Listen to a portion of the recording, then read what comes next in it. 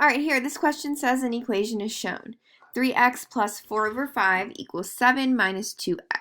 What is the solution to the equation? So here, when we have a problem like this, remember our goal is to isolate the variable. So we want to get x on one side of the equation by itself. We have a couple of different options of how we could start. Since we want to get all of the x's on one side by themselves, we could either subtract 3x from both sides first, or we can add 2x to both sides first. So here I decided to subtract 3x from both sides of the equation. Here this 3x is a positive 3x, it's being added. So to undo adding, we subtract. So we're going to subtract 3x from both sides. When we do that, we get 4 over 5, so 4/5 equals 7 minus 5x. Now this fraction over here I don't like, so we want to get rid of the fraction. To do that, we need to clear the denominator by creating a giant 1. So we're going to multiply both sides of the equation by the denominator of that fraction.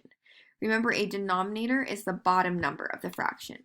So in this fraction, 4/5, the denominator is 5. So we're going to multiply both sides of our equation by 5. On the left-hand side here, these 5s are going to make a big 1.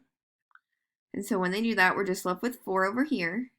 Now on the right, we need to take that 5 and we need to use the distributive property. We have to multiply it by both terms inside the parentheses. So we're going to end up having 4 equals 7 times 5 is 35. 5 times 5 is 25. Oh, sorry, 5 times 5x is 25x.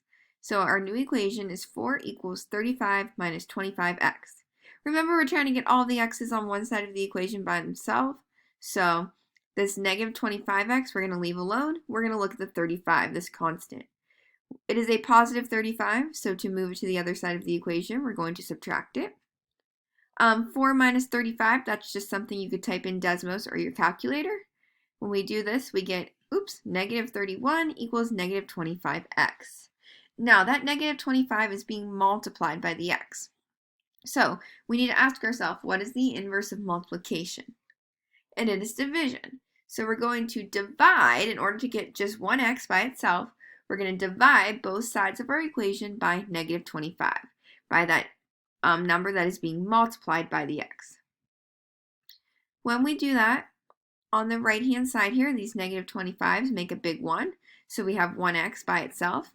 And on the left, we just have negative 31 over negative 25. Remember, a negative divided by a negative is a positive, so we can just write this as 31 over 25 is equal to x.